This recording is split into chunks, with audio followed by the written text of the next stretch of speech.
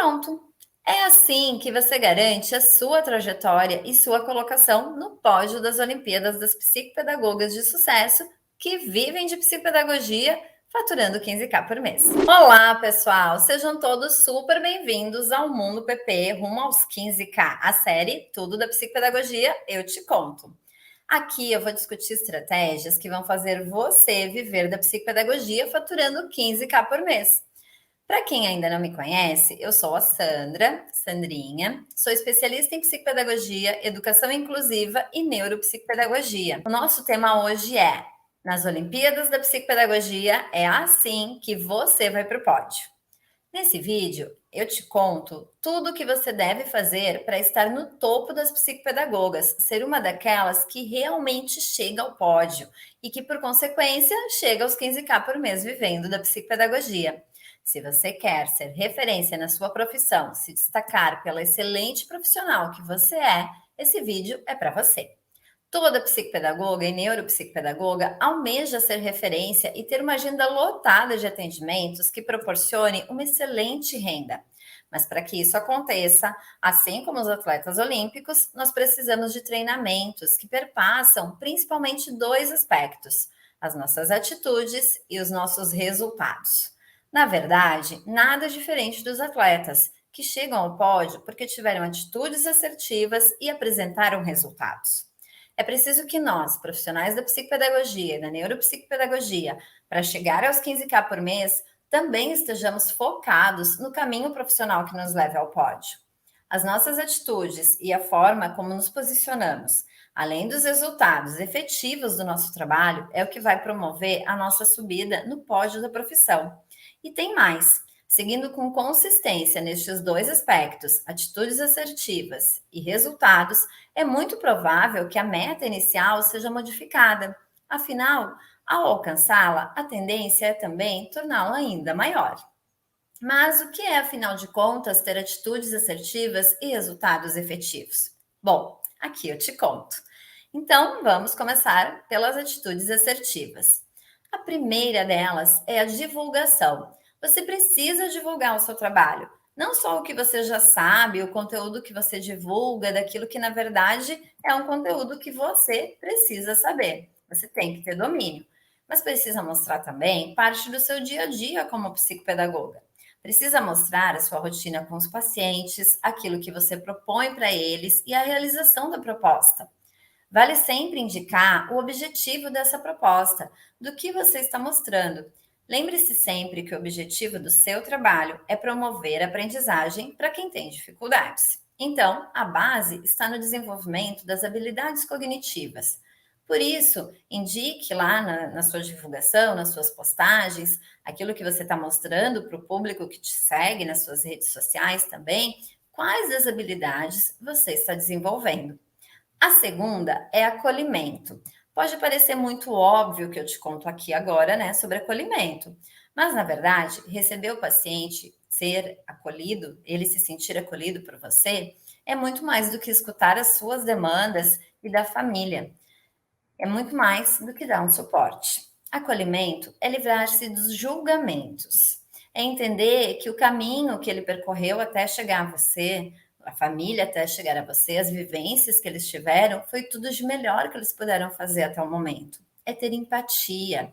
E aí eu te digo algo que eu li outro dia, acho que foi no Facebook, eu não tenho bem certeza, uma postagem das redes sociais eu li.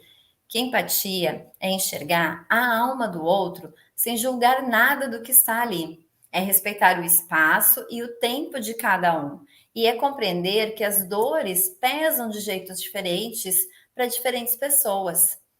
A frase, na verdade, dizia algo assim, de que nem sempre o que é fácil para você também vai ser fácil para o outro. Então, não julgue. Por mais que o caso possa parecer algo fácil de resolver, possa parecer uma mudança de atitude da família, algo que você nem considere assim tão grave ou tão importante, para aquela família e aquele paciente é o que dói no momento. E é o tipo de dor que não se mede.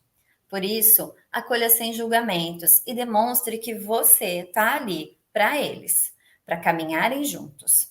Acredite, nenhuma família vai te contratar e dar continuidade ao trabalho com você se você não tiver uma atitude que acolha de verdade o que ela te traz. A terceira atitude assertiva é dar feedback. Sim, você precisa responder àqueles que te procuram. Responda as mensagens de WhatsApp, de e-mail, as perguntas que fizeram antes, durante e após os atendimentos. Entregue os documentos que eles solicitam, como relatórios, orientações por escrito. Algumas vezes eu comento com os pais algo rápido e envio mensagem posteriormente, quando eu não considero que é interessante eu falar sobre o que eu preciso comentar com eles na frente do paciente. Então eu acabo mandando mensagem depois, eu até comento, ó, depois eu te mando um WhatsApp, quando eu não quero que o paciente escute, né? Aliás, gente, já fica aqui a dica, tá? É uma dica importante. Sempre comunico que eu só não respondo se eu estiver dormindo ou atendendo. E também falo mais tarde que vou mandar um WhatsApp. Porque muitas vezes a gente está atendendo o paciente e os pais de outro paciente tá mandando um WhatsApp ali, que é uma resposta rápida. Então eu já deixo isso comunicado. Olha, assim que eu finalizar, eu te respondo. Se não, eu até já digo: olha, tô mandando mensagem daqui a pouco, melhor. Já já eu te respondo com calma, que aí eles já sabem que eu estou em atendimento. Eu já cheguei a mandar mensagem assim, depois eu te respondo com calma. E tá tudo bem. Mas eu não deixo de dar atenção, nunca deixei de dar um feedback. E isso é importante para eles. Nunca deixo uma família tanto tempo sem feedback. É importante que eles tenham respostas, que eles tenham acesso a você. Nunca deixe que ela fique angustiada por muito tempo. Ah, e já cheguei ao ponto também de atender famílias por videochamada, gente, após o paciente dormir. No caso do filho deles, né, irem dormir, para que a gente pudesse conversar com calma. É importante que eles saibam o que aconteceu, a sua opinião, que possam dividir as angústias com você e que tenham acesso às suas recomendações ou aquilo que você planeja. Eles confiaram em você para isso. Um dia, a mãe de um paciente contou sobre outra profissional que ela consultou. Eu tinha cortado o dedo, tô até com uma cicatriz aqui, eu tinha cortado o polegar e eu não estava conseguindo mexer, eu não conseguia digitar direito no celular. Também não quis falar porque eu considero muito melhor, eu me considero, né, muito melhor escrevendo do que falando. Então, era algo que exigia uma elaboração maior, pois eu ia explicar o meu ponto de vista sobre algumas crenças que eu tenho.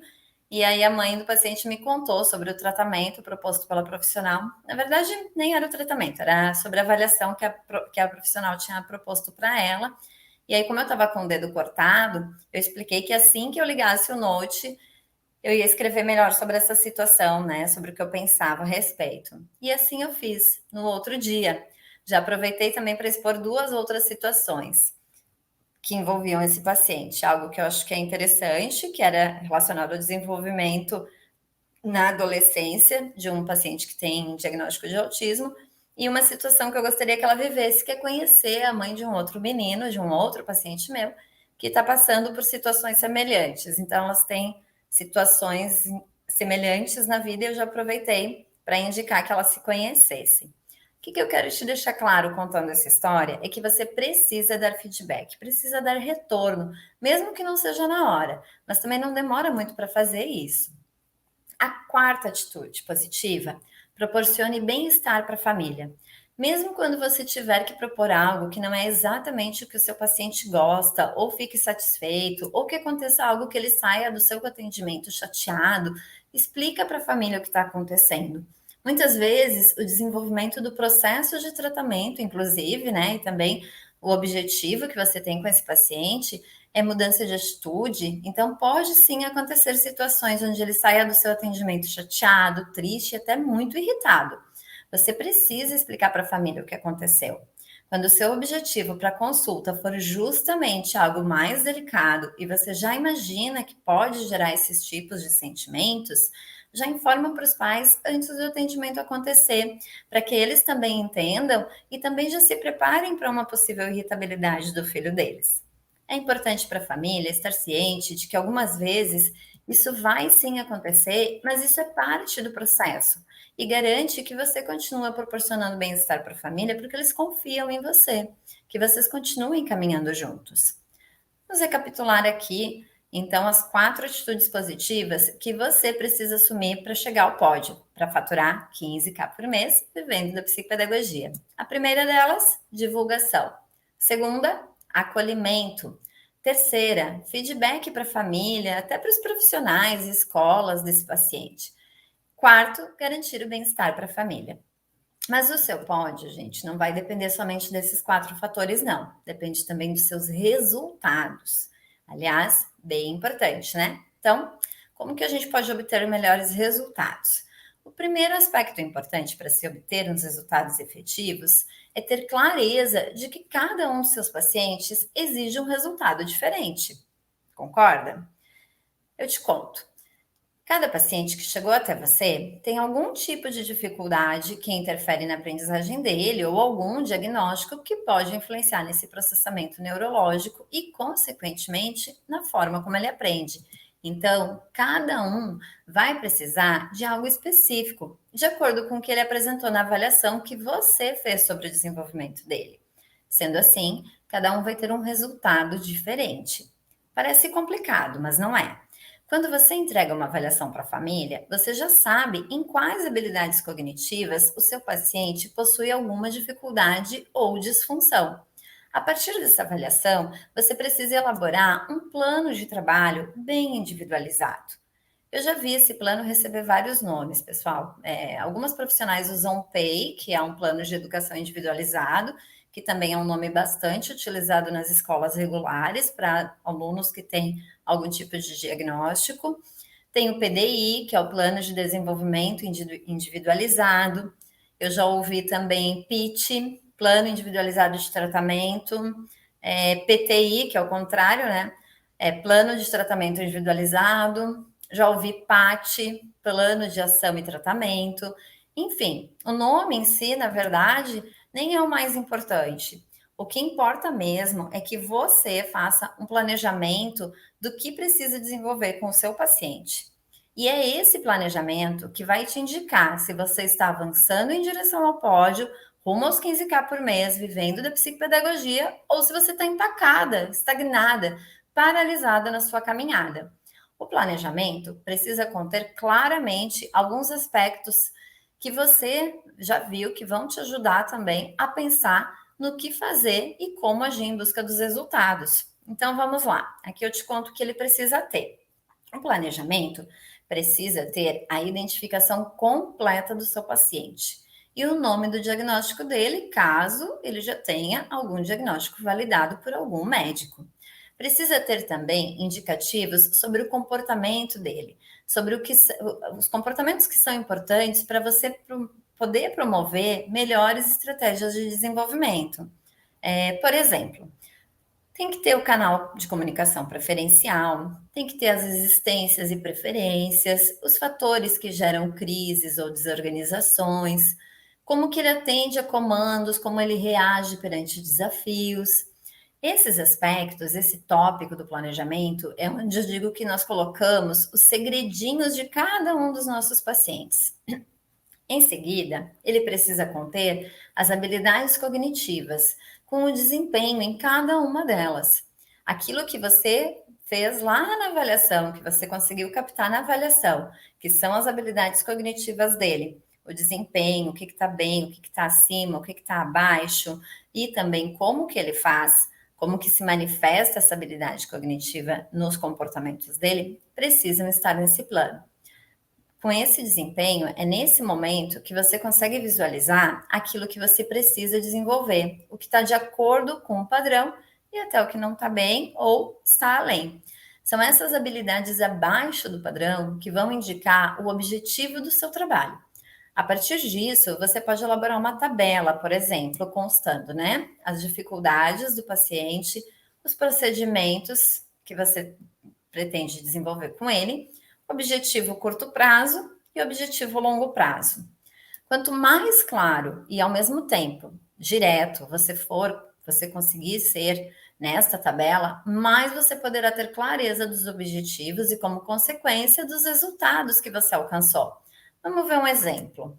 Vamos supor que a dificuldade dele seja memória de trabalho.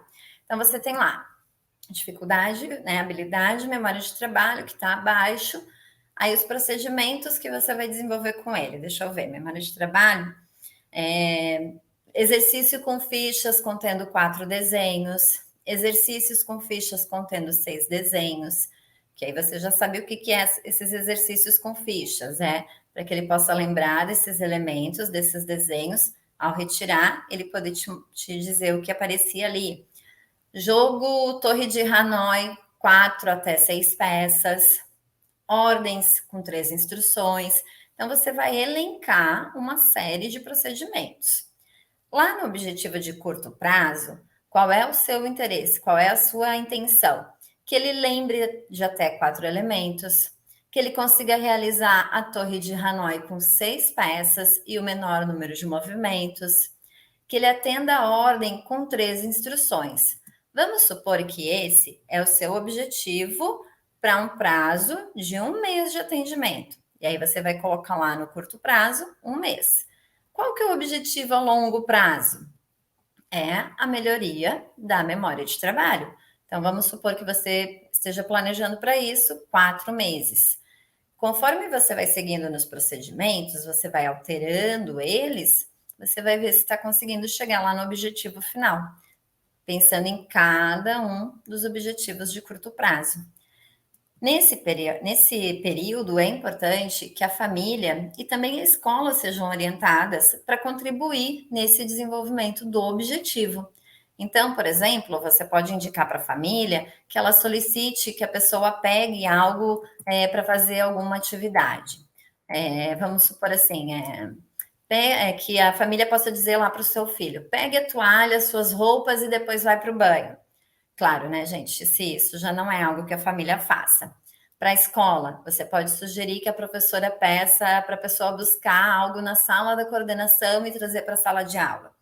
Por que isso? Porque no caminho da sala de aula até a sala da coordenação tem muitos distratores.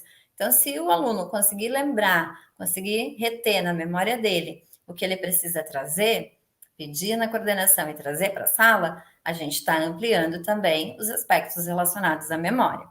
É importante que essas orientações para a família e a escola sempre estejam de acordo com o que você precisa desenvolver e com aquilo que ela ainda não faz nas atividades do dia a dia. Algumas vezes o seu objetivo será mais desenvolvido mesmo dentro do espaço do consultório. E aí, nesse caso, é importante dar esse feedback para a família sobre como tem sido esse desenvolvimento. Bom, até aí temos o plano. Agora, como saber se ele está obtendo ou não os resultados que a gente quer e também te levando aí para o pódio rumo aos 15K por mês vivendo da psicopedagogia. Como que a gente sabe se está tendo resultado efetivo? É muito simples. A gente vai precisar revisar ele constantemente.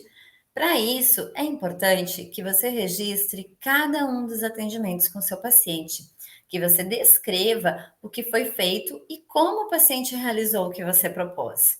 Assim, você pode ir mensurando se está no caminho certo e replanejar quando necessário. Aliás, isso é bem importante. O plano ele é algo inicial, mas ele não é estático. Ele pode ser alterado conforme decorre ou não o desenvolvimento do seu paciente. Quero aproveitar e te dar 2 sugestões extras aqui. Atualmente, nós estamos o tempo todo com o celular, né, gente? E acesso fácil aí à internet. Então, esse plano e o registro podem estar aí, na palma da sua mão. Assim, você até evita aquele monte de papéis no seu consultório, aquele acúmulo de materiais, enfim, de paciente que depois você fica guardando por anos e anos. E já aproveita, né, com essa dica que eu vou te dar, para economizar em papel, caneta e até o espaço físico aí do teu consultório de psicopedagogia. Bom, existem 2 aplicativos bem fáceis de usar e eles são gratuitos. E eles podem te ajudar no registro de cada atendimento e também no plano de trabalho do seu paciente. Por essa você não esperava, né? Então, aproveita a ideia.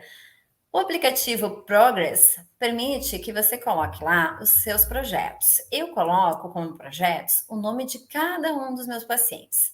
Coloco a data de conclusão, ou seja, quando eu pretendo finalizar o atendimento dele para aqueles objetivos que eu quero desenvolver.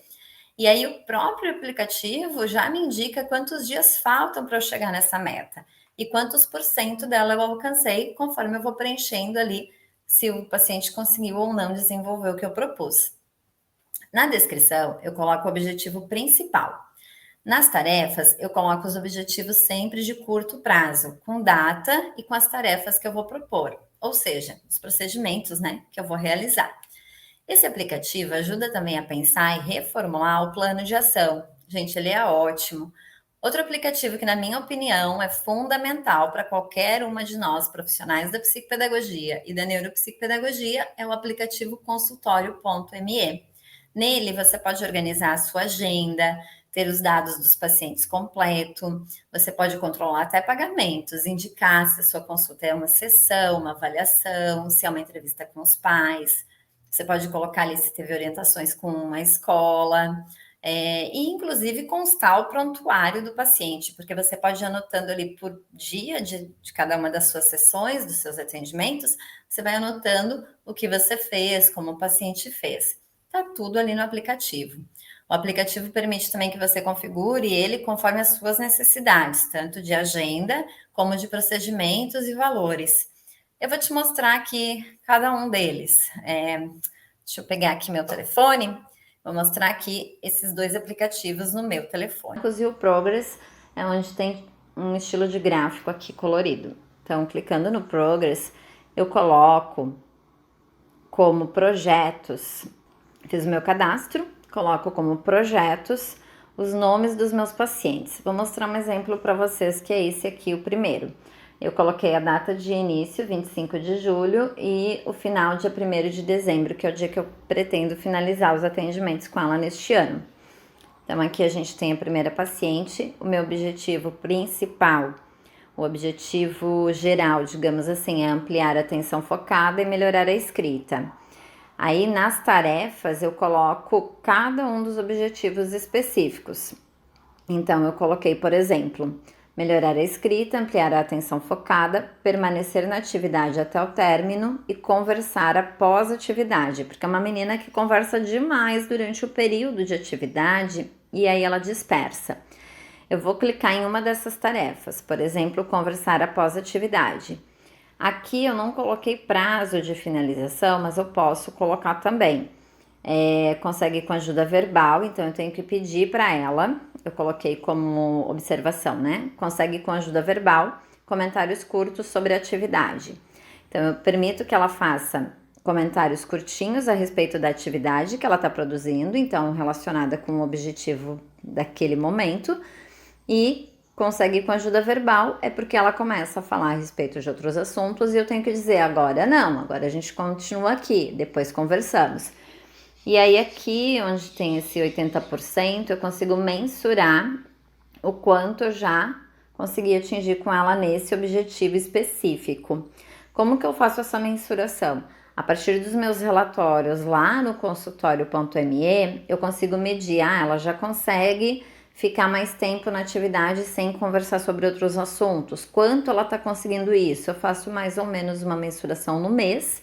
Então, por exemplo, em um mês, em um único dia, eu precisei chamar a atenção dela para isso. Eu precisei todos os dias. Então, eu vou medindo aqui e ele vai me permitindo ter noção melhor do quanto eu já atingi desse objetivo.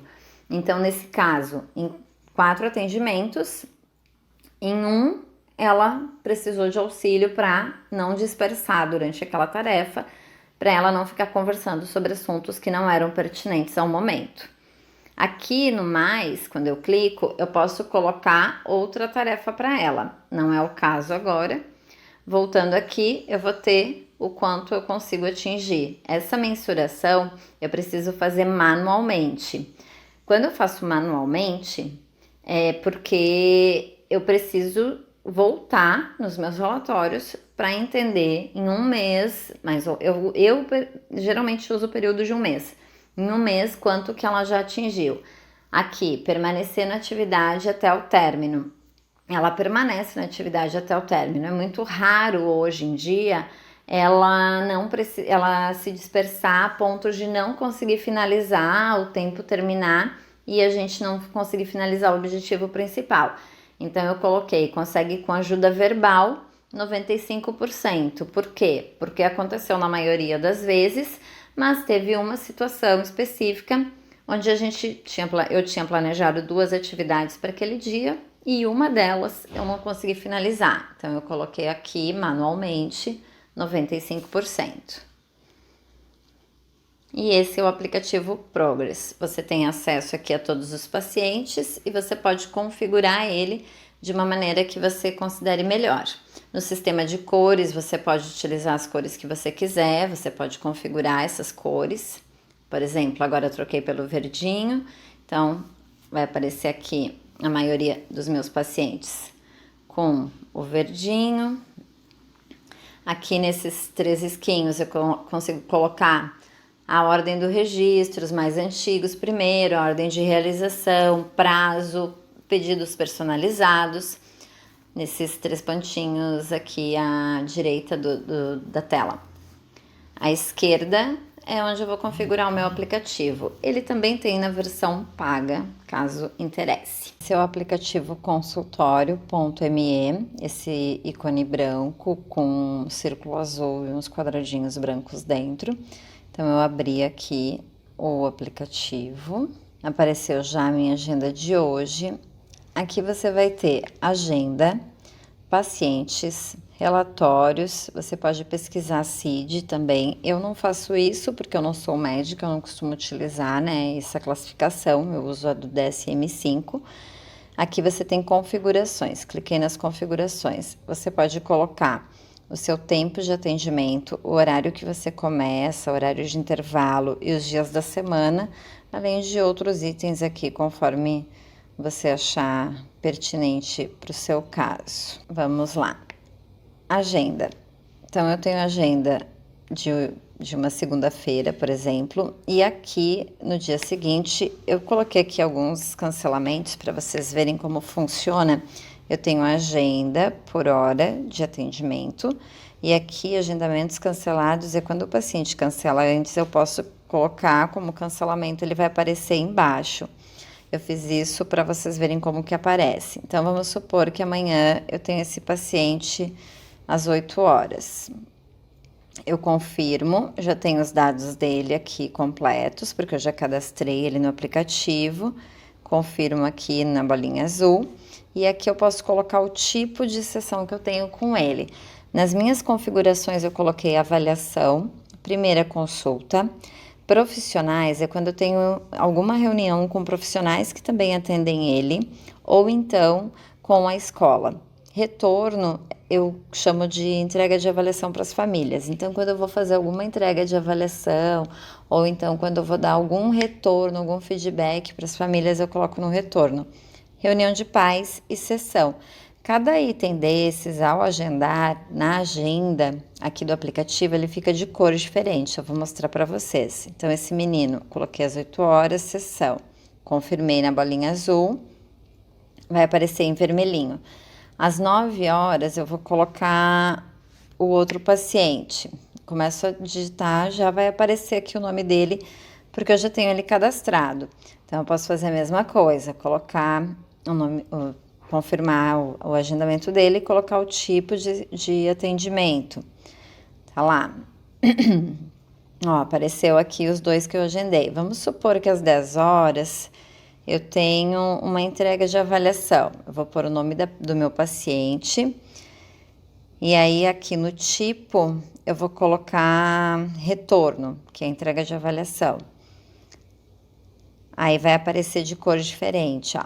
Vamos supor que às 11 horas eu tenho uma reunião com algum profissional que atende um determinado paciente. Então, eu vou colocar lá o nome dele de novo, do paciente. Vou confirmar na bolinha azul. E no tipo, eu vou colocar reunião com profissionais. Então, tá aqui a reunião com os profissionais, confirmei, vai ficar sempre de cor diferente de acordo com o tipo de atendimento que eu vou ter. Além disso, vocês podem vir aqui no item pacientes, vocês vão ter o nome completo dos pacientes, que pode ser por ordem alfabética, a lista de todos eles. Aqui nesse bolinho, você clica, vai aparecer o aniversário, de acordo com a ordem que esses aniversários têm ao longo aí do período, né? Os que já passaram não vão aparecer, vai aparecer o próximo, o outro. Então tem, ó, 23 de agosto tem um, dia 6 de setembro tem outro. Aqui nos relatórios, vocês vão poder ter relatórios do que já foi pago, do que está faltando pagar, de atendimentos mesmo, né? Os dias da semana que mais se trabalha. Aqui no item ainda pacientes, eu posso clicar em cima do nome de qualquer paciente. Eu vou pegar esse paciente, aqui, por exemplo. Cliquei no nome da paciente. Quando eu aperto na bolinha verde, eu tenho o prontuário dela. Vou pegar um outro exemplo aqui. Coloco o nome lá do meu paciente. Ele já vai procurar, clico no nome do paciente e aí eu clico na bolinha verde, eu tenho todo o prontuário do paciente, ó. Eu posso escrever o que a gente fez, o que eu achei importante, como que ele se comportou, eu posso ter todo o prontuário aqui nesse mesmo aplicativo. Ou seja, ele facilita bastante a nossa vida, né? E aí, gostaram dos aplicativos? Eles te ajudam a pensar no planejamento que deve ser reavaliado constantemente.